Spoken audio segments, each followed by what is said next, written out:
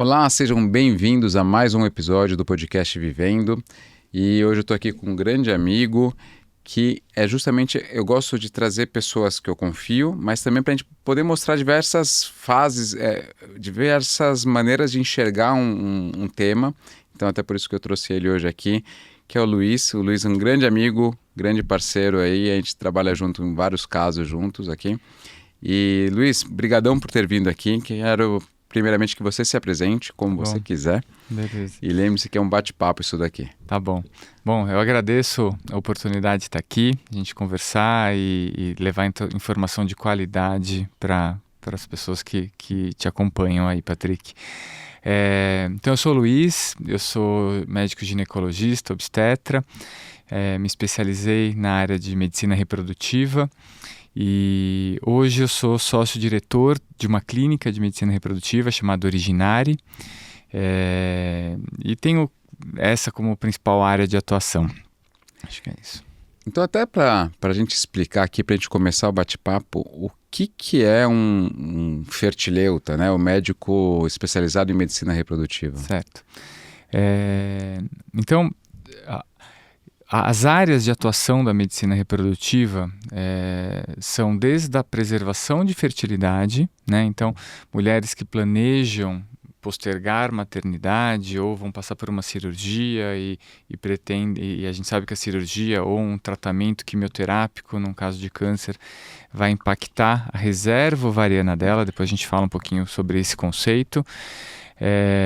Então existem mulheres que desejam planejar o futuro reprodutivo, né? Ou casais que estão tentando engravidar e estão tendo alguma dificuldade para engravidar, dentre inúmeros outros fatores, alguns fatores genéticos que estão relacionados a um risco de ter filhos com algum problema de saúde. Então, é aí que a medicina reprodutiva tem seu papel. Né? Então, pessoas que ou planejam ou que têm infertilidade ou algum risco reprodutivo envolvido, e a gente, através de diferentes mecanismos ou diferentes tratamentos, consegue dar apoio a essas pessoas. Na grande maioria dos profissionais são médicos ginecologistas, mas a gente trabalha em parceria com geneticista, a gente trabalha em parceria com o urologista também, né? Não é só um fator feminino, o homem também tem seu papel. A mulher é mais importante, brincadeira, mas... Então, dentre os profissionais, né, e dentro de uma clínica de medicina reprodutiva, a gente também tem os embriologistas, né, então a gente tem um laboratório, tem toda uma tecnologia envolvida, né, no cuidado, no manejo dessas pessoas que nos procuram. Acho que é Excelente. um panorama. E acho que até para a gente começar aqui o bate-bola, é absurdamente comum a gente investigar a mulher, né? Assim, a mulher tem a rotina de ir no ginecologista, tal, tem um médico para chamar de seu, digamos assim. E o homem sempre esquece, né? Não é incomum pegarmos casais inférteis, né? E que a gente vê a mulher investigando e o homem não. Conta um pouquinho sobre o papel justamente disso, que a infertilidade não é só da mulher, é do casal, enfim. Então, um ponto que você levantou, né? A mulher, desde os seus 12, 13 anos, passa no ginecologista de rotina, né? Sai do pediatra, vai para o ginecologista e faz um acompanhamento anual. O homem não, né? Modo geral, vai ao médico quando tem algum problema de saúde, né? E dentro do papel, né?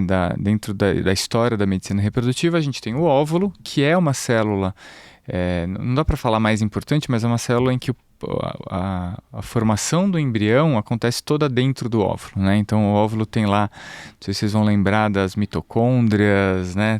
Todo o complexo estrutural do embrião está dentro do óvulo, né? O espermatozoide, ele tem um papel apenas de levar o DNA para dentro do núcleo da célula para complementar o DNA do óvulo e formar o embrião, mas todo o mecanismo energético e produção de proteínas, etc., acontece dentro do óvulo.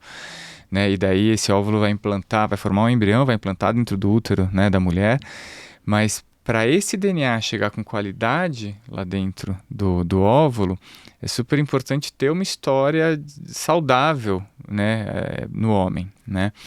Então, Bom, focando agora no homem, né? O homem muitas vezes não teve um acompanhamento, né? Às vezes nem exames de sangue, então desde sorologias, que eventualmente pode ter alguma sorologia positiva, eventualmente um risco.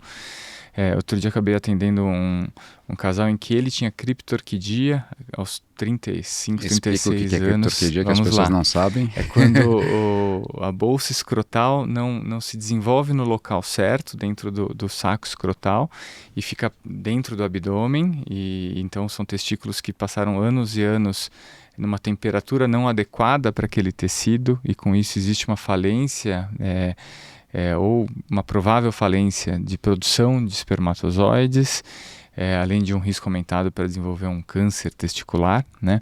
Mas por quê? Porque foi um homem que foi no pediatra ali que talvez... Já foi falha da pediatria. né? Mas cresceu no interior, né, do Brasil, com pouco acesso à saúde ali. Bom, e a gente descobriu ali, né, na primeira consulta. Bom, então é isso, assim, o homem acaba não tendo esse acompanhamento que a mulher tem, mas ele tem um papel super importante, que é ter um espermatozoide de boa qualidade, né? Na investigação do homem, até diferente da mulher, são menos exames até que a gente acaba pedindo, né? Tem toda uma história clínica de hábitos de vida, tudo, mas o homem faz espermograma, fragmentação, que é um exame que olha para a qualidade do DNA que está dentro daquele espermatozoide. E muitas vezes, se está normal aquilo, as sorologias estão normais, meio que o homem está avaliado, né? Mas não é menos importante, né, do que a mulher, porque também quando precisa conseguir fazer um tratamento, precisa melhorar algum parâmetro, às vezes os tratamentos também não são tão simples, com resultados tão efetivos, tá? E até ainda, só falar mais um pouquinho de homem, para a gente dar essa visão, o que você mais pega de causa masculina de infertilidade ou subfertilidade? Bom, a gente tem nossos hábitos de vida nem sempre são os melhores, né? Às vezes moram em grandes cidades, aquele esquema de trabalhar muito e olhar pouco para a saúde. Então, obesidade tem um impacto na fertilidade masculina, tabagismo, alcoolismo, inúmeros fatores. E tem um fator que a gente tem visto nos últimos anos cada vez mais frequente, que é o uso de anabolizantes, né, em homens saudáveis, mas que buscam uma maior performance física, às vezes motivacional e etc. E isso tem um impacto direto na produção de espermatozoides, né? Então, a gente vê muita gente na academia usando. Muito. É absurdo. É impressionante, né? E teoricamente, né, o uso de anabolizante, ele vai ter uma interrupção durante aquele período de uso e que perdura por 3 a 6 meses, e teoricamente o eixo, hipófise, hipotálamo, são glândulas, né, que regem essa produção, que estão lá dentro do nosso cérebro de espermatozoides, voltam a funcionar depois desse período, mas nem sempre isso acontece, principalmente uso de altas doses ou por um longo período, às vezes não volta mais ao normal o eixo, né? E saiu até um trabalho agora esse ano mostrando um aumento de risco cardiovascular com o uso de anabolizantes em homens, um trabalho grande, bem feito, assim, aumento de 3 a 9 vezes, né, risco de eventos cardiovasculares, infarto, etc. E tem um aspecto de saúde reprodutiva, né, que são casais que às vezes têm que passar por uma fertilização in vitro, ou ele tem que começar a estimular, parar de usar testosterona para ver como que os espermatozoides vão funcionar. Muitas vezes isso volta, e tudo bem, é algo temporário, mas acho que tem sido eu acho que a gente lembrar isso, tem um né? aspecto de saúde pública, assim, né? Pelo uso cada vez mais frequente e virou normal, né? Virou normal. Seja por implantes, né? Tem muita gente usando implante também, um monte de homem, né? Gel, exato, tudo. Tem tudo. muita gente. Nossa, academia direto, né? Assim, a gente vê muita gente usando. Não, eu tô fazendo acompanhamento médico. Às vezes eu vejo influencers aparecendo assim, não, mas eu tô fazendo a reposição de testosterona com acompanhamento. Cara... então, e tem a medicina tem uma meia-culpa, né? Porque a gente vê muitos bons profissionais formados que se baseiam, né, acho que é um alerta, assim, né? O fato, não tem nenhum trabalho que mostra que aumenta risco. Não quer dizer que não aumente, né? Sim, Talvez a medicina, a ciência não conseguiu provar provar, porque ainda. é difícil fazer trabalho científico. Você é um cara que fez mestrado, doutorado, você sabe como é difícil Sim, produzir conhecimento em sim, com ciência, né? certeza. Então, mas está tendo um movimento de alerta, né? Sim, A sociedade de endocrinologia, de cardiologia, de de gineco, ginecologia, mostrando, pessoal, não é assim tão simples, né? é importante isso.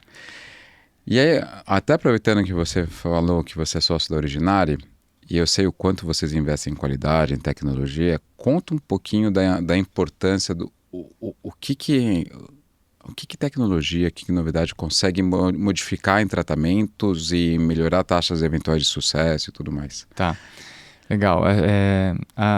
Há 20, 30 anos atrás, o resultado de um laboratório era muito dependente, não que não seja importante, mas era muito dependente de um bom cientista por trás, né, do laboratório. O que um laboratório de medicina reprodutiva faz, né? Então, basicamente, recebe óvulos, né? Então, o médico tem um papel em obter esses óvulos, né, durante os tratamentos de estimulação de ovulação, coleta de óvulos, etc. Através de, geralmente, né, uma coleta por ejaculação, o espermatozoide chega no laboratório, junta óvulo e espermatozoide, isso é a fertilização in vitro, né? E daí tem o cultivo do embrião dentro do laboratório. E antes, isso tudo era muito mais difícil você ter parâmetros adequados dentro de um laboratório, né? Então você tem o pH, a temperatura. Com o avanço da tecnologia, é muito mais fácil, é muito mais.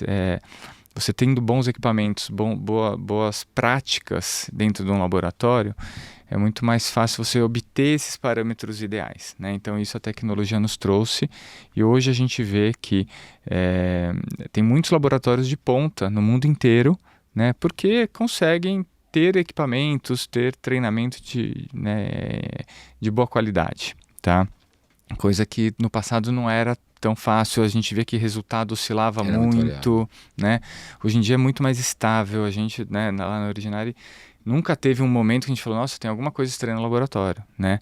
Coisa que a gente sabe que há 15, 20 anos atrás Acontecia, isso era meio de acontecia. cultura, alguma coisa. Né? Hoje tem muito mais controle, isso é muito bom.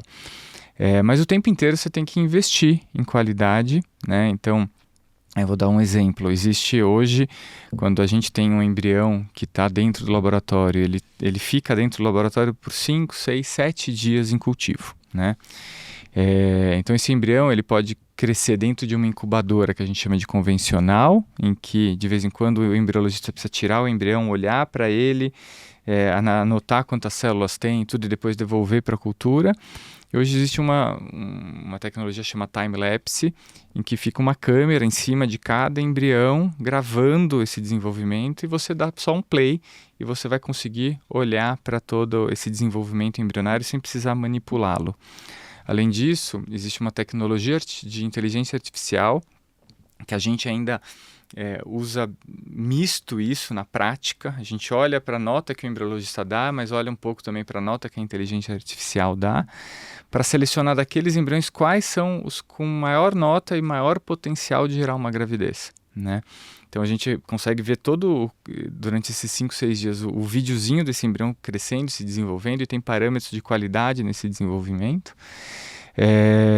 Então, o cultivo embrionário é algo que essas incubadoras têm ofertado uma maior qualidade. A gente vê que a chance de um embrião inicial virar um blastocisto, que é esse embrião no quinto, sexto dia, é maior hoje do que era 10 anos atrás.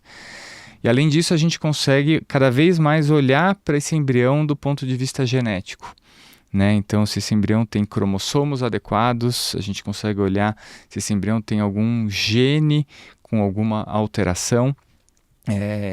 Porque as pessoas hoje querem, né, cada vez tem menos filhos, né? Mais tarde. Então, mais tarde, então aumentam riscos e cada vez mais você quer engravidar e engravidar com segurança. Sim. Né? Diminuindo o risco de aborto, de eventualmente ter um filho com alguma doença, etc. Então, a medicina reprodutiva tem um papel nesse Também nessa sentido prevenção. também, né? E daí, voltando lá para o laboratório, então, essa tecnologia de time-lapse, a tecnologia de diagnósticos genéticos, tudo isso é muito dia a dia. Hoje em dia, a gente tem um geneticista que atende lá dentro da clínica, tamanha complexidade que ganhou essa área dentro da medicina reprodutiva. Legal. Né? Então, frequentemente eu atendo casais, marca com o João Paulo, que é o urologista, marca com o Lucas, que é o geneticista, que a gente precisa trabalhar em conjunto para definir qual que é o melhor caminho aqui. Legal. Então é muito interessante. E eu sei que você acaba visitando até para conhecer outros serviços também e tal. A gente vê grandes diferenças em centros de ponta da Europa, Estados Unidos e Brasil? Não. Assim, eu acho que a gente está zero atrás. Né? Na verdade, acho que a gente tem a mesma tecnologia, oferece tratamentos com, no mínimo, a mesma qualidade, né? Mas um diferencial que é o acolhimento. Isso não tem como, que é diferente no Brasil. Né? Então não é infrequente, acho que você também na sua prática clínica recebe pacientes de outros países que vêm, né? São Paulo é uma cidade que tem um turismo médico grande. Né? E então todos os meses a gente recebe pacientes também de outros, não só outros estados, mas outros países que vêm procurar São Paulo, Brasil para fazer tratamentos. Então é legal quando a gente vai para os congressos, acho que você também vive isso dentro da parte cirúrgica da endometriose, né? A gente vai para os congressos, ou eu fui para a Espanha recentemente visitar um serviço muito grande de ponta, principalmente em pesquisa, mas o que eu vejo é que a gente tem a mesma tecnologia que eles, mas com um tratamento muito mais individualizado, mais humano, o contato, né? O paciente que ter o WhatsApp do médico e ter o acesso ao médico é uma coisa que não existe. Não existe em lugar outra nenhum cultura, do mundo, né? É incrível isso. Acho que esse tipo de acolhimento que a gente dá é muito diferencial, né? E que é super importante, né? Não é só técnica, Lógico. né? Acho que se bobear é tão importante ou talvez mais importante até tá junto, porque são tratamentos que muitas vezes têm bons resultados, muitas vezes não, e você precisa estar lá, né? Acho que uma das coisas que quando a gente tem um encaminhamento, né? A gente vai vou encaminhar para você ou alguém me encaminha. Acho que uma das coisas que a gente mais presta atenção é nisso, né? Tipo, eu vou encaminhar para uma pessoa boa, mas que vai saber acolher aquela paciente, né? Porque tem muita gente boa. Sim. Né? Dizer que não tem é mentira. Tem muita gente boa em várias áreas, nas nossas áreas, em outras áreas, mas assim, tem um colega endocrinologista que eu acho ele fantástico, que eu já encaminhei, e eu sei que ele é mais sisudão, mais quietão, ele não abraça a paciente, né? Tem outros colegas que eu sei que vão abraçar, literalmente, tipo, quase levar para casa, entendeu? Então é isso, eu acho que essa diferença de acolhimento é importantíssima, né? É um diferencial nosso no Brasil muito grande, né? Muito grande. Tá, mas o Brasil não tá nada atrás, muito pelo contrário. Legal, muito bom saber isso. E a gente vê isso, acho que de um modo geral, na medicina de um modo geral, é difícil só se for alguma coisa que acabou de lançar, né, e que ainda não chegou aqui, mas na oncologia, na cardiologia, a gente consegue ver isso tudo, né, tudo aqui no Brasil, a gente tem uma medicina realmente de ponta. E Luiz, eu queria perguntar efetivamente agora da sua área, né, então tipo, qual que é o perfil de paciente que procura a clínica de reprodução humana hoje em dia, né, o fertileuta ginecologista? Tá. Acho que tem duas grandes áreas, né? Uma é que olha para a preservação de fertilidade, né? E daí tem alguns perfis ali, né? Então, uma delas é a mulher que está com 30, 35, 36, 37 anos, que focou muito na carreira profissional, às vezes ainda não está em um relacionamento ou já está em um relacionamento, mas pretende postergar a maternidade, né? Ela deseja preservar sua fertilidade, ou seja, a gente sabe que a qualidade, para a gente ter uma gravidez, a gente precisa ter óvulos bons e sêmen bom, e bons espermatozoides, né?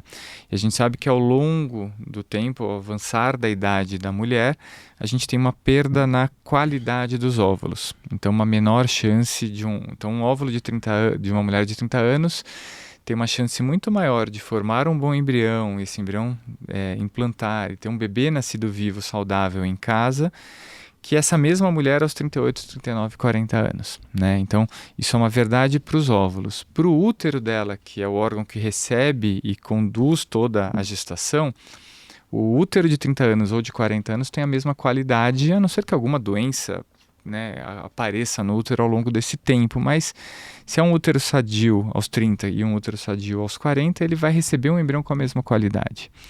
Então essas mulheres nos procuram para preservar a fertilidade, ou por quê? E isso a gente preserva geralmente congelando óvulos, né? Ou porque tem 35 anos e a gente sabe que até 35, 36 anos os óvulos vão perdendo qualidade numa velocidade menor e daí de 35 para 36 para frente essa perda de qualidade ganha velocidade, né? Então esse é um público. É importante só ressaltar que não é errado congelar óvulos aos 40. Óvulos de 40 anos ainda são melhores do que óvulos de 42, 43. Mas o que a gente vai fazer e sentar é falar, olha, a nossa expectativa quando for usar esses óvulos é essa taxa de sucesso, né? Então, óvulos de 35 anos vão ter uma taxa de sucesso maior por óvulo, né? Bom, a gente pode falar um pouquinho sobre isso daqui a pouco, acho que é importante. Tá bom.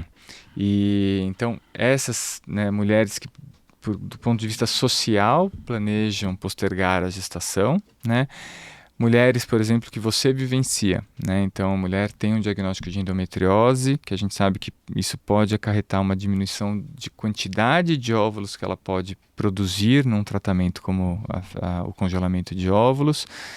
Além de mulheres que às vezes vão passar por uma cirurgia em que o ovário será abordado e você vai tirar lá um cisto de endometriose do ovário e você sabe, por mais cauteloso que você seja, algum impacto de tecido no mínimo uma cicatriz sadio, vai ficar, no mínimo, né? Então, de vez em quando, né, a gente faz um tratamento, congela óvulos para daí você fazer a sua cirurgia e essa pessoa depois ou já tentar engravidar ou deixar os óvulos para uma gravidez futura, né? Então esse é um grande público. Existe a preservação de fertilidade oncológica, né? Então a mulher que tem um diagnóstico de câncer de mama, que ainda não tem filhos, a gente sabe que a quimioterapia vai diminuir essa qualidade / quantidade de óvulos dos seus ovários. Então congelar óvulos ou embriões antes de iniciar um tratamento tem um papel importante. E casais, né, que estão tentando engravidar ou então geralmente, né, tentando engravidar há 12 meses ou acima de 35, 36 anos, a gente tenta não esperar 12 meses, né, a recomendação é até 6 meses de tentativas já procurar um infertileuta. Então são casais que têm um diagnóstico de infertilidade que nos procuram para a gente tentar encontrar um motivo para isso, para oferecer diferentes tratamentos, né? Acho que basicamente são esses os públicos. Vou dividir em 2 tópicos aqui. Então, a investigação da infertilidade, tratamento, e preservação da fertilidade. Tá. Então, eu vou começar pela preservação da fertilidade, até porque eu quero que você fale dessas chances por óvulos, esse percentual por óvulo. E eu quero que você levantou também a questão da parte oncológica, e quando a gente fala de oncológica, a gente acaba falando muito de câncer de mama, acho importante, mas a gente teve até um caso em comum de um câncer infantil, Sim. Né? Então eu acho que é interessante a gente falar sobre isso, que é uma coisa que ninguém imagina sobre congelamento de tecido ovariano também, que acho que é importante falar. Bom, acho que falar um pouquinho então sobre isso, né? Dentro do aspecto oncológico, existem algumas técnicas de preservação de fertilidade, tanto para a mulher quanto para o homem, né? Então, o câncer de mama acaba sendo o câncer mais comum na mulher em idade reprodutiva, né? Por isso que é o que a gente mais comenta. E se é um casal que já está tentando engravidar e ela vai fazer o tratamento, muitas vezes a gente pode congelar embriões para dela fazer o tratamento e assim que o oncologista liberar, ela já poder engravidar, né? Ou a gente congela óvulos, né? Porque o embrião é uma preservação de fertilidade linkada com um casal, Sim. né? Que se o eu falo, vamos congelar embrião, mas vocês têm que combinar que vocês não podem brigar, né? Agora o óvulo a gente preserva a fertilidade dela. Né? Ou não brigar o suficiente para separar, né? Porque a briga vai acontecer. Briga Entre casal vai ter briga. Não briga sempre. muito. Então, ou congelamento de óvulo. Mas são os dois mais comuns, mas existem outras, né, técnicas. Uma delas é o congelamento de tecido ovariano. Eu quero que você fale, porque eu acho que vocês são um dos poucos lugares que faz esse tipo de técnica. E a gente então tem até um equipamento que a gente usa muito pouco, felizmente, que existem técnicas de congelamento, e para tecido ovariano o ideal é um congelamento lento, que a gente fala que não é o congelamento rápido que é utilizado em óvulos e embriões, né? Tá. Então a gente tem uma máquina específica para isso, um equipamento para isso, que usa-se muito pouco, né? Mas putz, é uma questão de qualidade, a gente, né, precisa oferecer o que tem de melhor ali. E então, diagnósticos oncológicos, né? Acho que você pode até falar melhor ali. Era uma pessoa uma menina que ainda não tinha tido a sua primeira 5 anos. menstruação, né? É ainda uma técnica considerada experimental, Sim. né, na pré-púbere, mas o que aconteceu nessa situação? Teve esse diagnóstico de um câncer, que essa criança passaria por uma quimioterapia, né? Então o Patrick fez uma laparoscopia para tirar, foram fragmentos, acabou tirando eu acabei tirando o tecido o ovário ovariano. direito. Tirou um dos direito, ovários. E nessa cirurgia, e daí lá dentro da sala cirúrgica, né, vai um embriologista para receber esse material, trazer para a clínica, né? Então essa cirurgia foi feita num hospital, traz para a clínica, e na clínica é feito todo o processo de congelamento para no futuro, quando houver um desejo reprodutivo, reimplantar esse ovário em diferentes técnicas, Legal. diferentes localizações, e oferecer uma esperança, uma expectativa, né, de ter uma gestação com óvulos próprios para essa menina quando for mulher e quando desejar engravidar. Então, além disso, tem o congelamento masculino, né? Então, de espermatozoides. Também é uma coisa que a gente faz com frequência. Às vezes ele está internado, vai começar um tratamento, então também vai um profissional da clínica até o hospital para ele fazer uma coleta. Acaba sendo mais simples, é né? mais simples, é por ejaculação na maior parte das vezes. Em algumas situações, sei lá, eventualmente uma pessoa vasectomizada tem que vir para a clínica para fazer uma punção, tá? Então, também existe essa preservação de fertilidade masculina dentro dessa área de atuação da clínica. Boa. Legal. Então, falamos um pouco sobre a parte oncológica, que eu achava que era interessante a gente falar, até por causa dessa peculiaridade que vocês têm lá, enfim. E então fala um pouquinho agora, então, na preservação ainda, eu quero... Porque justamente a gente estava até falando no backstage aqui, né? Tipo, às vezes a mulher acha que tem 37, 38, vou fazer uma FIV, vai resolver meu problema, né? E tá tudo certo, mas eu quero... Essa chance por óvulos que você comentou, eu acho que é importante a gente falar. Existe um conceito chamado reserva ovariana, né? Que é um conceito que a medicina inventou, que se relaciona tanto à quantidade quanto à qualidade dos óvulos, tá? Vamos falar um pouquinho de qualidade. A gente sabe que a qualidade dos óvulos, que é um óvulo de boa qualidade? Aquele óvulo que fertiliza e forma um embrião saudável, um bebê saudável, né, no futuro, um nascido vivo saudável. E a gente sabe que 2 parâmetros interferem na qualidade de um óvulo. O principal parâmetro é a idade da mulher, né? Então, quanto mais jovem a mulher, maior a qualidade desse óvulo.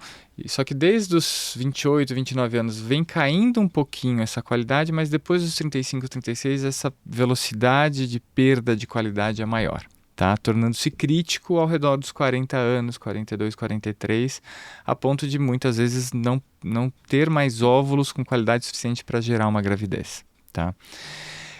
Um outro fator relacionado à qualidade são hábitos de vida.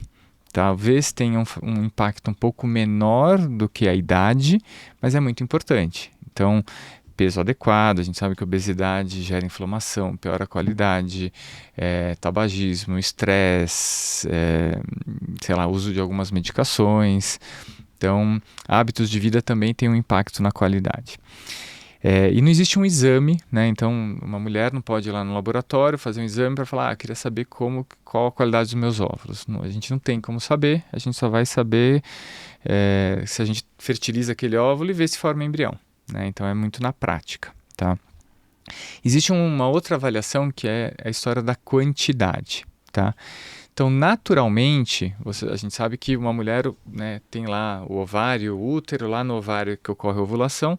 Naturalmente, todas as mulheres vão ovular de um único óvulo, né, todos os meses. Um óvulo por mês, né, a cada ciclo é um óvulo por mês.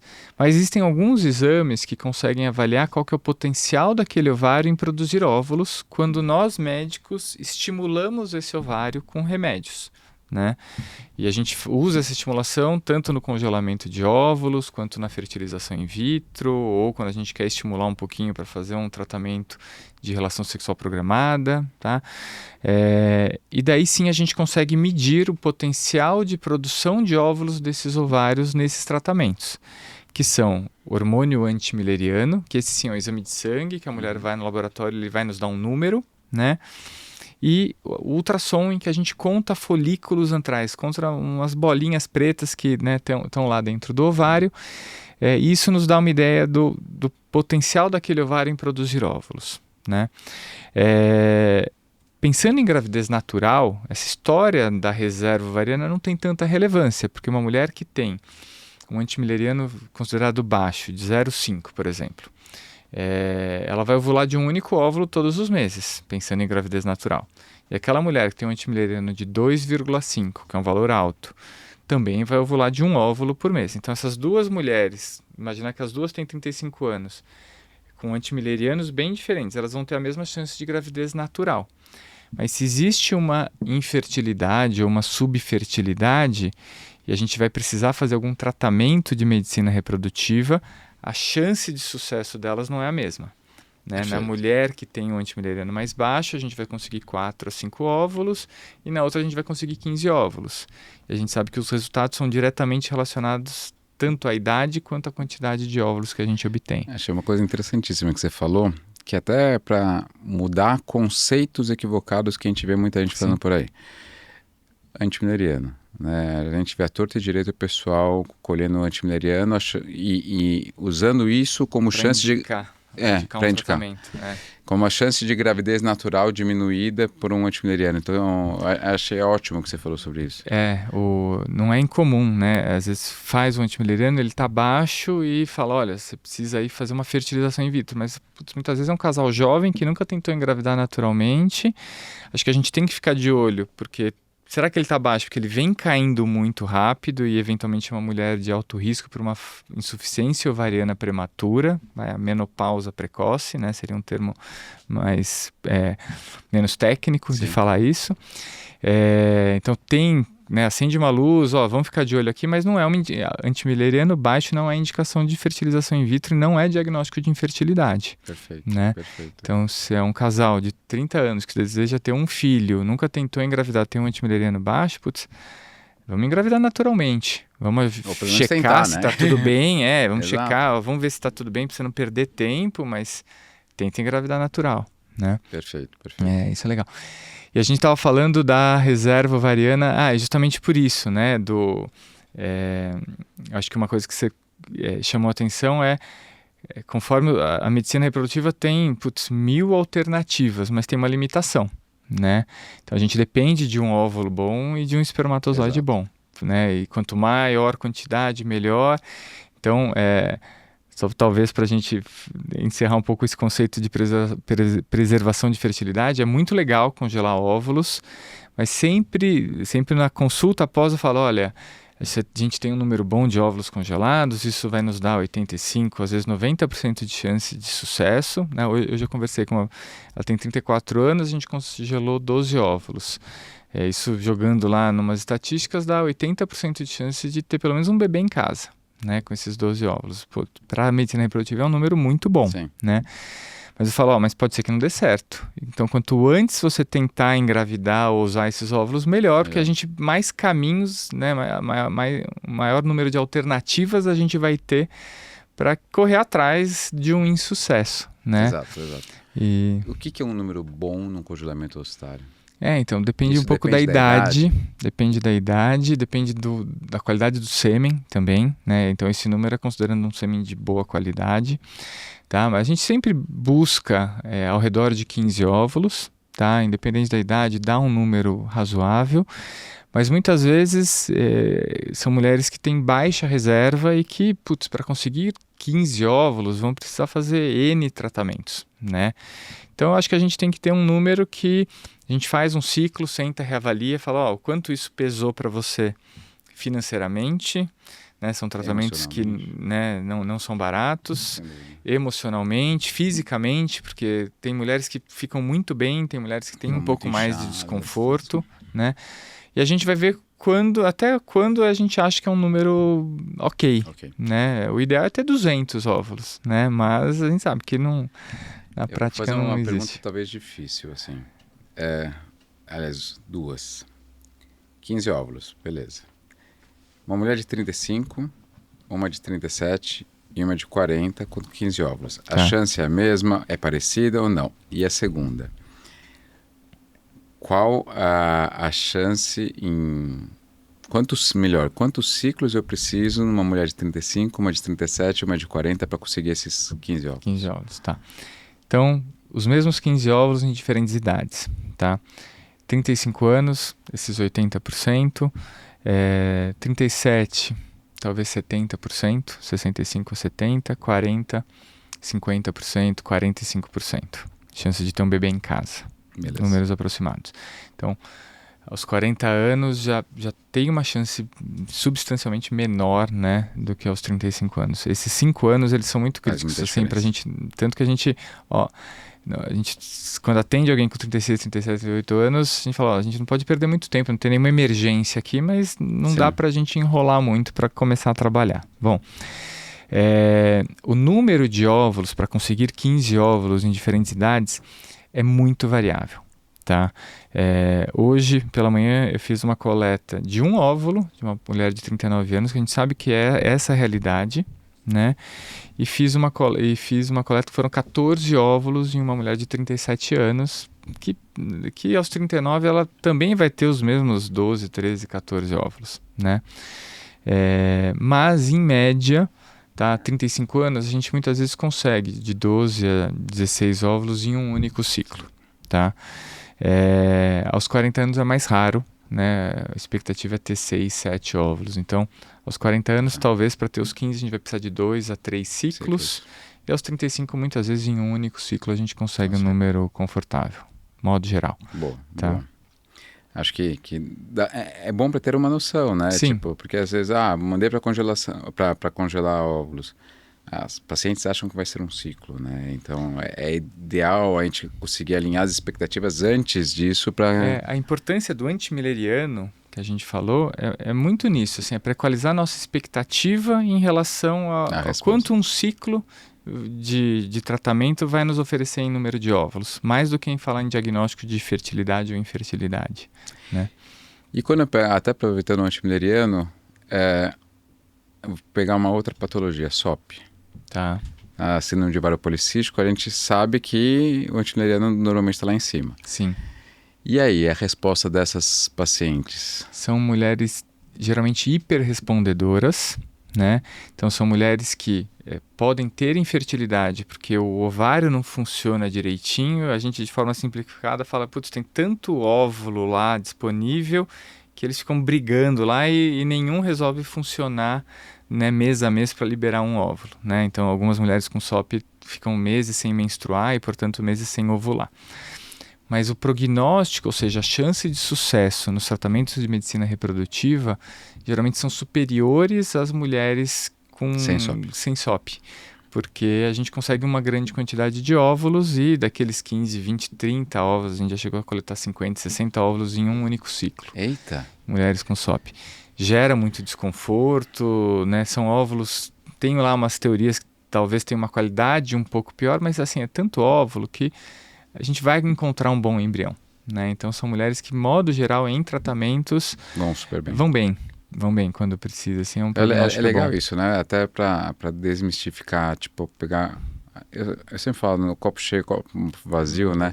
Pô, a mulher tem SOP, putz, tudo bem, tem um monte de coisas que impactam na qualidade de vida daquela mulher com SOP, mas uma coisa é tem um copo meio cheio ali. Tem um copo meio cheio, né? Tipo, se você for para uma técnica de reprodução assistida, a sua chance de sucesso é alta. É isso aí. né? Acho que Isso é aí, legal lembrar o maior isso. desafio na medicina reprodutiva é a baixa reserva, Sim. é o outro lado, né, da história. Exato. São poucos óvulos, isso é a maior dificuldade. O óvulo é a parte mais nobre da nosso Sim. dia a dia, né, o mais difícil para conseguir, para coletar, etc. E antes de passar para o tratamento propriamente, a gente sabe que tem banco de sêmen, Sim. né? No Brasil, hoje em dia, vocês nem usam, né? Mas sêmen brasileiro é muito raro, sabe? Nos últimos anos tem melhorado os bancos de sêmen com testes genéticos também. Tem sido cada vez mais uma opção, mas a maior parte das vezes a gente Vem de acaba fora, né? importando. Até talvez pela legislação Sim, brasileira, é né? muito restritiva, né? E banco de óvulos, existe alguma possibilidade disso? Porque assim, normalmente você faz um ciclo em paralelo com uma ovodoadora, né? Mas e um banco de óvulos? Então, o que o Patrick fez agora, né? Então, a gente está falando quando um casal precisa, né, quer engravidar e precisa ou de sêmen doado, porque a mulher, por exemplo, está fazendo uma produção independente, ou o parceiro dela tem uma produção de espermatozoides muito ruim, ou não consegue produzir espermatozoides, ou no caso da mulher, que é a história do banco de óvulos, uma mulher que ou entrou na menopausa e não tem mais óvulos para poder engravidar com seus óvulos próprios, né? Então é dentro desse contexto. Então, sêmen, de modo geral, né? Estados Unidos, as pessoas recebem para doar sêmen, então ele tem um banco de sêmen gigante com análise genética de ponta, um custo que não é proibitivo para importar.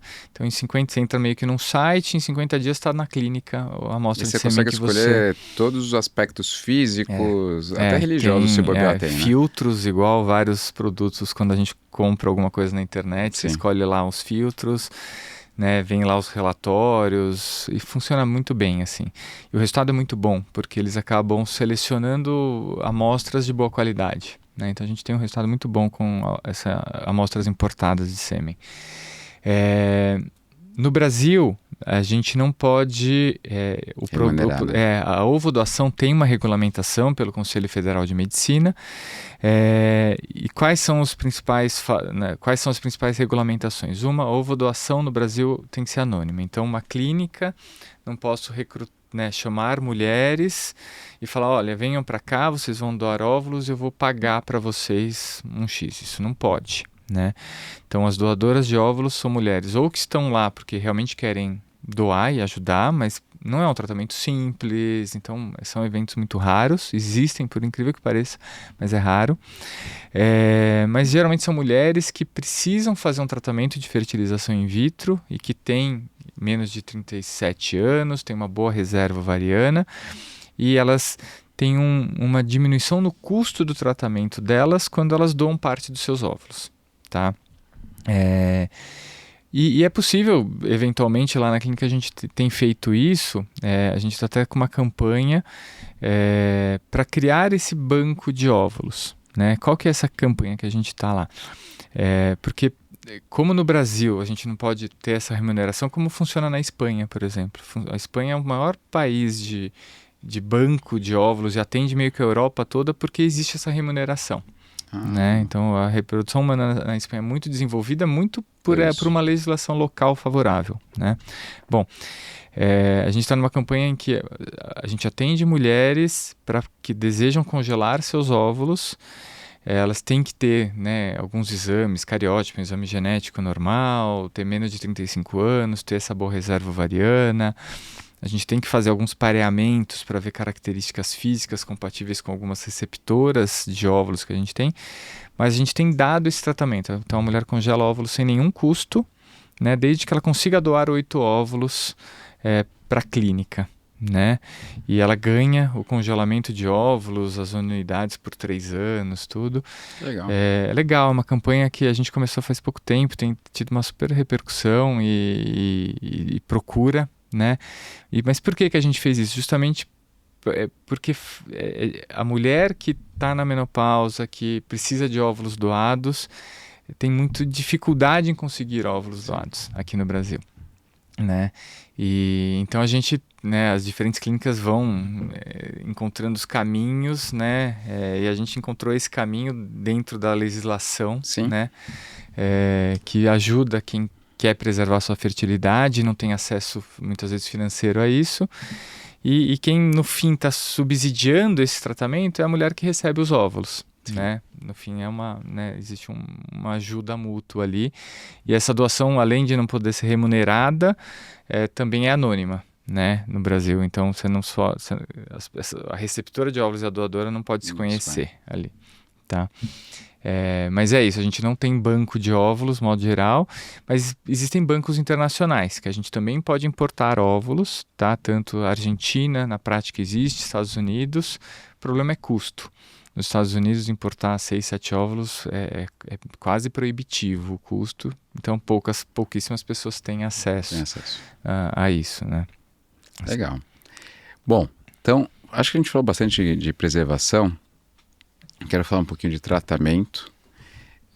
Eu quero que primeiro você me fale assim, tipo, de quem procura para tratamento, investigar e tratar a infertilidade.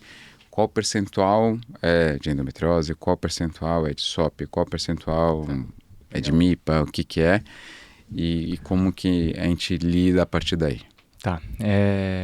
Então, casais, né, que estão tentando engravidar há pelo menos um ano sem um método contraceptivo, né, esse é o conceito de infertilidade, passa com o ginecologista fala, olha, acho que agora está na hora, né, já fiz um rastreamento aqui, a gente não achou nada, né, tratável inicialmente, está na hora de passar num médico que trabalha com medicina reprodutiva, mas no dia a dia mesmo.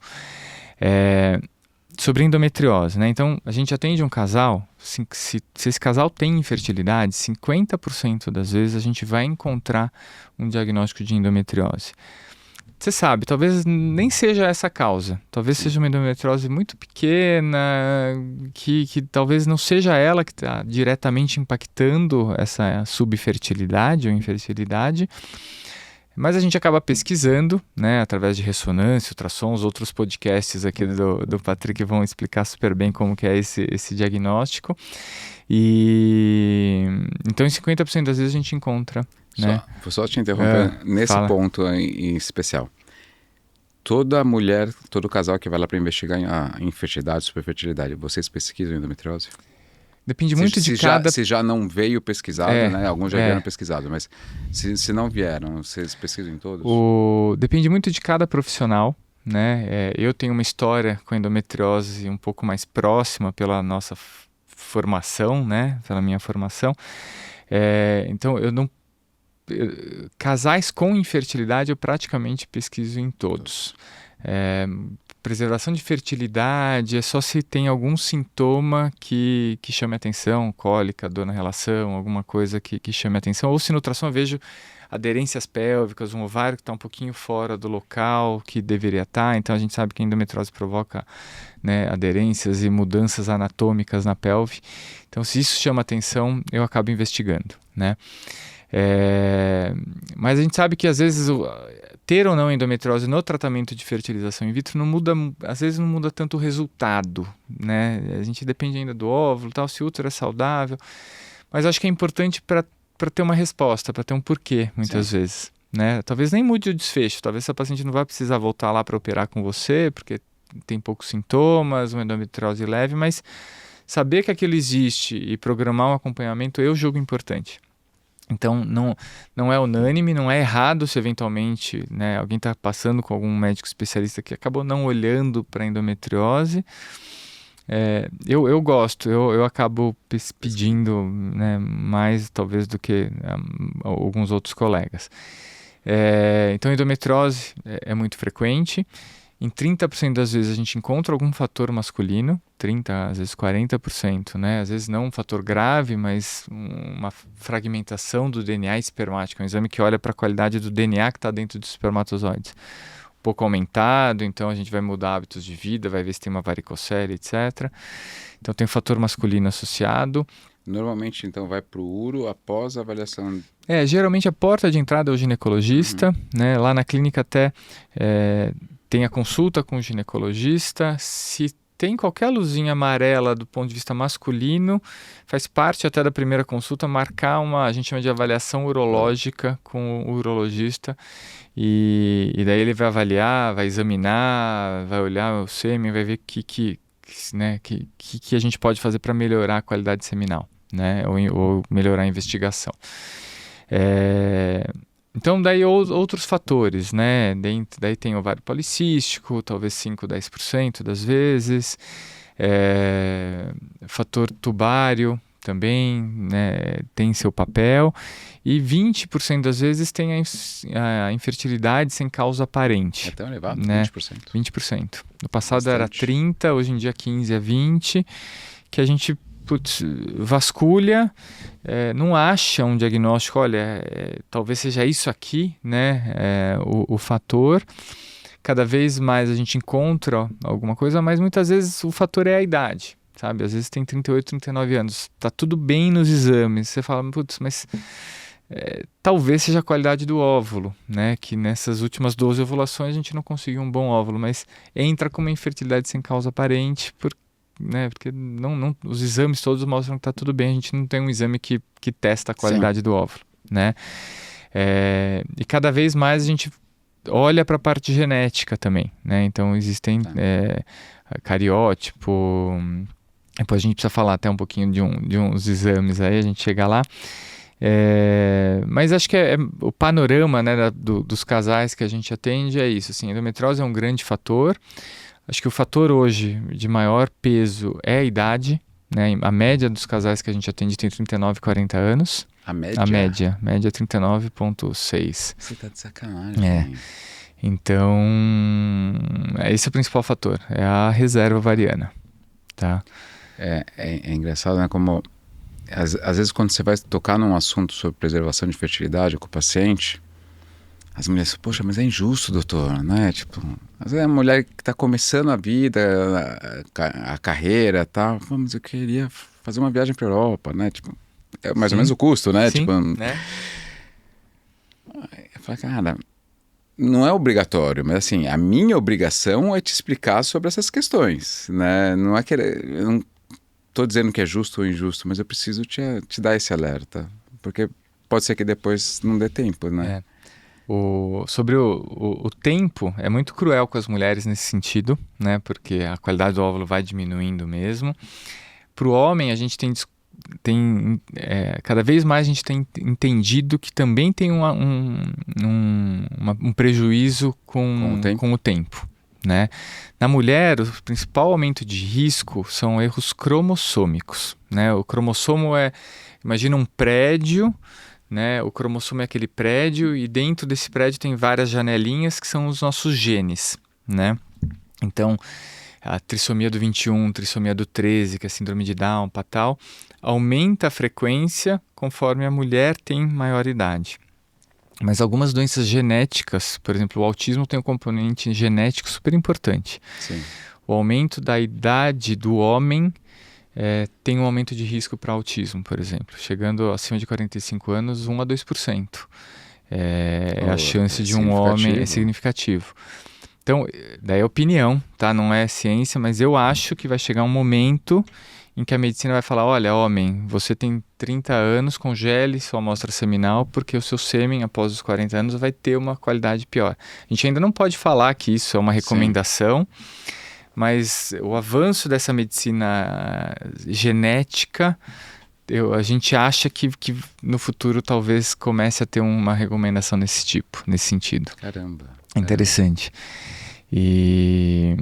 Mas a gente estava falando A gente estava falando do percentual do grupo. E do quanto para a mulher a preservação de fertilidade. Uma coisa que eu brinco, eu falo, você tem um contraponto aí, né? Meu filho tinha uns 5 aninhos e ele falava, papai, eu te amo assim, mas a mamãe eu amo assim. Eu falei, não, tá justo, porque pra mulher... A minha filha fala o tempo que gosta mais da mãe, tá tudo certo, eu já aprendi a lidar com isso. Tá bom, é justo. Luiz, eu queria aproveitar que a gente está falando um pouco de medicina genética e tal. Depois eu vou querer fechar aqui o nosso episódio falando de endometriose propriamente. Mas antes disso, eu quero falar sobre um assunto que ficou polêmico atualmente. Sim. Porque eu acho sempre muito, muito interessante quando celebridades, influencers com uma grande visibilidade, elas literalmente se expõem, Sim, né? Trazendo uma coisa muito particular delas. É difícil pra caramba pra elas, mas pra gente é interessante porque dá visibilidade a um tema e mostra para as mulheres que elas não estão sozinhas, né? Então, tipo, a mesma coisa aconteceu quando a Anitta falou que tinha endometriose, sim, Larissa Manoela, tal. Então, mostra pra mulher que ela não está sozinha. E recentemente a gente teve a Mariana Rios sim. falando sobre a fertilidade dela, a dificuldade em engravidar, tudo que tem acontecido. E aí falou sobre um tema que é a incompatibilidade genética, que talvez tenha sido falado errado, talvez tenha sido entendido errado. Eu queria que você esclarecesse Isso um pouco isso. então a Mariana ela é paciente do João. O João é um dos sócios lá da Clínica Originária, então a gente tem acompanhado até de perto, né, toda essa história. Eu acho que é muito legal, é lógico que vão ter sempre opiniões, mas no final é, conversando com ela, assim, ela viu em toda a dor dela uma possibilidade de criar uma rede de apoio, né? E é lógico que sempre vão ter opiniões divergentes, mas acho que tem ajudado muita gente a se Com certeza. identificar e a trazer à tona. Acho que um dos principais legados que vai ficar nessa história é sobre essa história da incompatibilidade, sabe? Então, o que existiu? Isso daí é uma historinha, vou tentar resumir. Lá em 2003, começou um projeto Genoma, né? Em que o Brasil participou, né? Lá na USP participou, eu lembro super bem, eu estava na faculdade nessa época. A gente pegou lá todo o DNA, o código genético do ser humano e começou a mapear. E naquela época, em 2003, custava 100 milhões de dólares para fazer o mapeamento do seu genoma. Tá? Foi o custo por indivíduo desse projeto. Uau! Foi um investimento de vários países, etc. E um dos legados desse projeto é um teste genético hoje. Você vai lembrar vocês lembram das ervilhas do Mendel, lá que a gente estudou lá no passado, o azão, azinho, azão, azão, azinho, azinho, né? Então hoje eu posso fazer um teste genético que não custa 100 milhões de dólares, hoje custa 2 a 3 mil reais, tá? Que olha para 2 mil genes. E a gente está falando de uma coisa aqui que não tem nada a ver com infertilidade. Está falando com casais que se conheceram e pretendem ter um filho, tá? Férteis ou inférteis, tá? Tá.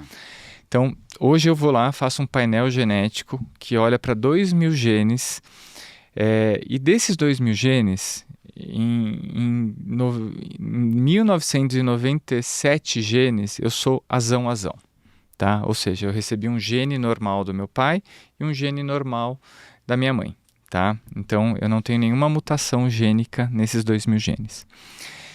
Em 2 ou 3 desses genes, eu sou azão-azinho, ou seja, eu recebi um gene normal do meu pai ou da minha mãe e um alterado, tá?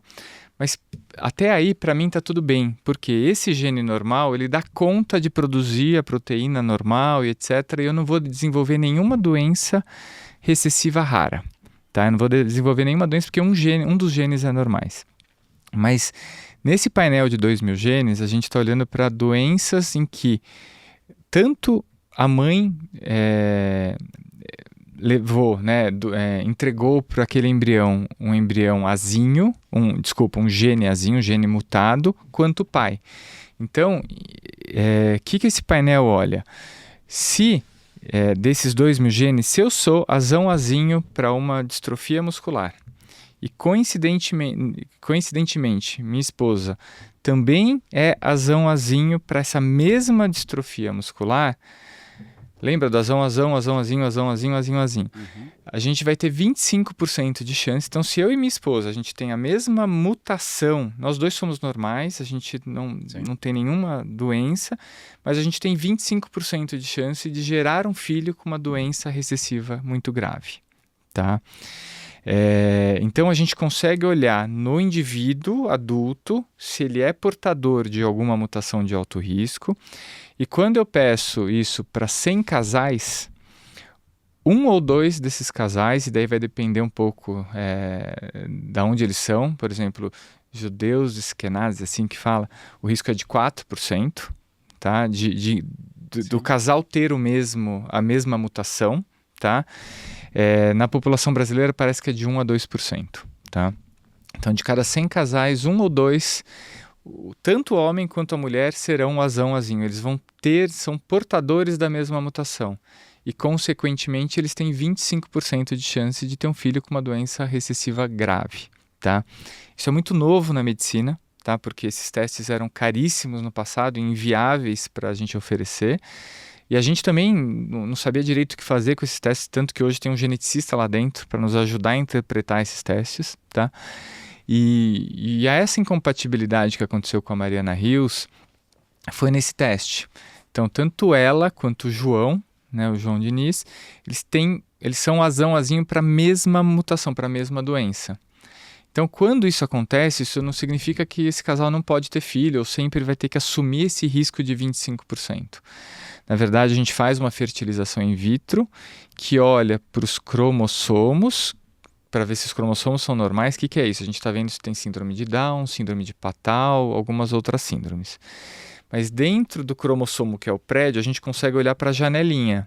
Então a gente olha para aquele gene específico para avaliar se aquele embrião é azão-azão, azão-azinho, e daí tudo bem, porque é um embrião que ou não pegou nada do gene, ou só é portador do gene alterado, mas não vai desenvolver a doença, ou se o embrião é azinho-azinho, que é um embrião que vai desenvolver uma doença geralmente muito grave, né?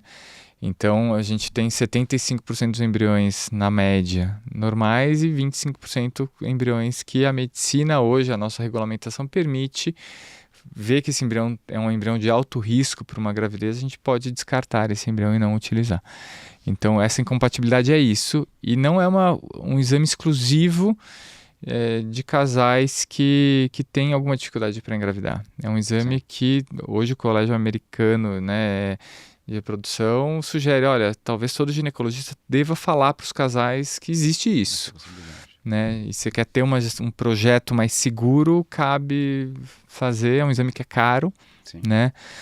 Então, para boa parte da população é difícil, para classe média, média alta, numa cidade como São Paulo, eu brinco que é o preço de quase de que uma mensalidade de uma boa escola aí, né? Mas até mais barato, difícil. hein? Você falou 2 a 3 mil reais. É para cada casal, né? É que é para cada indivíduo. Então, o total dá quase 6 mil. Assim, é muito caro, assim, para a população, modo geral, é um exame caro.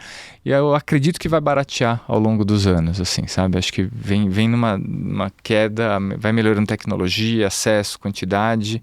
Acho que vai ser cada vez mais acessível esse teste. Você acha que a gente vai chegar? Eu não sei se você lembra de um filme chamado Gattaca. Você acha que a gente chega lá?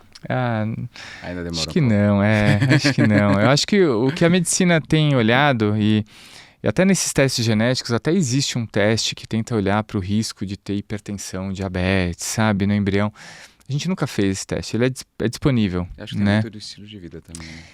Então, tem isso e, putz, tem um ponto que falta ali, sei lá, acho que a maior parte das pessoas tem um bom senso, né? Eu acho que faz todo sentido você minimizar alguns riscos, né? Porque uma doença dessa é muito grave, tem uma repercussão para o casal, tem uma repercussão para a criança, quem mais vai sofrer, né? Ter uma doença, uma vida com limitação. Mas não sei, não acho que a gente vai chegar nessa... E aí eu quero falar de endometriose, que não tem como a gente não falar de endometriose. Hoje em dia, qual o principal impacto da endometriose nos resultados de reprodução assistida? Existe esse impacto? Não existe? Ou a endometriose, o principal impacto é vamos congelar antes de operar? Eu quero que você discorra um pouquinho. Tá. Eu acho que o principal impacto da endometriose, existem algumas coisinhas que a gente precisa abordar, né? Uma delas é a adenomiose, né? Então, uma conversa que você já teve aqui com a Mariana, vocês falaram bastante sobre a adenomiose, foi bem legal. A adenomiose é a endometriose que infiltra a parede do miométrio, do músculo do útero, né? E isso o útero perde um pouco a qualidade de receber bem um embrião, né? Então, não é o mais comum, tá? Mas é um olhar que a gente tem que ter. Hoje existe um monte de laudo de adenomiose, a gente tem que também não colocar tudo no mesmo pacote. Existem adenomioses focais, que a gente realmente acredita que não existe um impacto, né, numa diminuição de chances de implantação de um embrião. Mas existem umas adenomioses difusas que envolvem sintomas clínicos, aumento de sangramento, cólica, aumento de volume uterino, e no ultrassom que a gente acaba fazendo, você vê que é um útero que é diferente, e daí sim a gente tem que valorizar. A gente sabe que por mais que a gente trate tal, o resultado reprodutivo é um pouco inferior, né? Então, a adenomiose é um capítulo que não é o mais comum. Acho que o maior impacto no dia a dia é a idade com que as mulheres chegam, e a gente sabe que a endometriose está relacionada a uma subfertilidade, pensando em gravidez natural. E a endometriose, modo geral, também diminui um pouco a reserva ovariana, né? Principalmente quando acomete os ovários, né? Os cistos ovarianos, os endometriomas. Então, são mulheres com maior idade e que têm um fator que nos leva a ter menos óvulos, né? Então, no fim, esse acho que acaba sendo o principal impacto, né? A parte cirúrgica, daí você vai ver muito mais, talvez, né? Assim, e nem todo mundo tem esse olhar, esse cuidado, né? A gente vê muita gente que já operou e não mencionaram preservar fertilidade, ou mencionaram, mas putz, a pessoa já deixou lidar com um problema e não com dois, né? Também é difícil, pessoas, putz, vou passar por uma cirurgia, ainda tenho que fazer um procedimento antes dessa cirurgia. Tá, então é difícil também, né? A gente não tá lá na frente dos envolvidos, muitas vezes. Mas... É duro, porque assim, a cirurgia tem um custo, a parte da reprodução tem um custo. Eu não estou justificando, mas assim, eu acho que às vezes os colegas que não encaminham para um congelamento prévio, talvez pensem, pô, se eu vou perder essa paciente, ela não vai operar comigo porque ela já vai gastar lá com a reprodução. Não acho que é certo. Não acho que é certo, mas eu acho que pode ser isso pode ser um dos motivos. Ali, né? A gente teve um caso bastante impactante, né? Que o paciente... ela inclusive veio no podcast, então dá para falar, inclusive, a Pri. Legal. E ela já tinha tido uma cirurgia prévia, tiraram o ovário esquerdo dela, deixaram o ovário direito com endometrioma gigante, né? Então, foi um caso bem complexo para a gente conseguir... Não conseguimos estimular antes da cirurgia, né? Optamos por fazer um laser na cirurgia, né? Para não fazer um dano tão significativo no ovário. Acho que é uma coisa que cara, é obrigação. Mas foi muito legal, né? Que foi um trabalho muito em conjunto. Exato. Mesmo, né? E um casal super eles são muito batalhador queridos. Também, um final feliz, né? Foi muito legal isso. O final com o bebê em casa sempre muito bom. E ela bem, né? Com a cirurgia ficou sem dor, melhorou a qualidade de vida, daí conseguiu engravidar. Mas acho que esse é o desafio, né? Ela não teve uma jornada curta para conseguir engravidar, né? Não. Então, com endometriose, uma idade um pouquinho mais avançada, bem que acho que nem era tanto o principal fator dela, era baixa reserva ovariana, Sim. poucos óvulos, de uma situação que já era difícil por causa da endometriose, e ela ainda passou por uma cirurgia que tiraram um ovário meio questionável ali, né? E também difícil, né, a gente julgar, a gente não estava lá na hora da cirurgia, né? É difícil falar. Mas putz, é uma coisa que gerou um impacto ali, sem dúvida, né? Sem dúvida. Então acho que esse é o principal, assim, a endometriose, não só a perda de qualidade de vida, né, que você vê lá com dor na relação, tudo, e que daí os tratamentos clínicos e cirúrgicos têm um papel super importante, mas nesse aumento de chances de infertilidade e muitas vezes um pouco menos de óvulos para a gente poder trabalhar. Acho que esse é um endometriose mínima e leve tem impacto na fertilidade? Sacanagem. Eu acho que na maior parte das vezes não, né? Mas tem alguns casais que a gente não encontra mais nada, tem aquela endometriose. Meu feeling é que não, sabe? Eu acho que... Mas você não tem onde colocar a culpa em nenhum outro fator, sabe? Tanto que é difícil os trabalhos mostrarem que a cirurgia realmente aumenta a chance de gravidez, né? Tem uma lá de 1997, né? Um trabalho mais antigo que olhou para isso. Então, hoje em dia, não sei, daí da nossa leitura, putz, não dá para falar, ó, você tem essa endometriose mínima, opera que vai te ajudar a engravidar. Não sei, a cirurgia vai te ajudar a ter melhora da dor, tudo, mas da gravidez a gente não consegue saber, né? Que paciente com dor fica mais fácil da gente lidar, né? Sim. Paciente sem dor, de indicar uma cirurgia. Mas uma paciente sem dor, né? Tipo, Não é errado, tem que discutir Exato. prós e contras, mas ponderar, que fala, olha, não posso jurar que essa Exato. cirurgia vai te ajudar. Talvez sim, né? Talvez uma falha de tentativa de ciclo, Sim, né? Pensar sim, em total. algo do tipo. Não, tem seu papel a cirurgia, né? Mas eu acho que sim, a endometriose mínima ou leve pode ter um impacto, mas eu acho que talvez tenha algum outro fator que a gente não encontrou ainda e a endometriose está lá porque é tá um lá achado, também, é um achado. né? Tá lá também, sabe? Tem uma nota que você pode dar depois de uma cirurgia, né? Que relaciona o score de chance de engravidar depois de uma cirurgia. Né? E a gente vê que quanto mais grave a endometriose, maior a alteração anatômica, Exato. tudo, daí sim menor a chance, né? E Aí por você vê aquela uma endometriose discretinha no útero sacro e tal. difícil, né? Achar Eu que também aquilo acho. tem um impacto, minha Também opinião. acho. Eu também concordo. Luiz, a gente dava para ficar 3 horas aqui falando, né? Mas eu não vou plagiar o Inteligência ou o Flow, que eles ficam 3 horas, né? eu ouço eles no trânsito, confesso, mas vai alguns dias para ouvir um episódio inteiro, né? Eu queria que você tentasse aqui o que você acha importante de recado para casa, para quem está nos ouvindo, de tudo isso que a gente falou agora. Tá. Eu acho que um ponto super importante é procure bons profissionais, né? Tanto na área de endometriose, a gente vê que, infelizmente, pela realidade do Brasil, muitas pessoas não acabam tendo acesso a bons profissionais, a bons serviços de saúde.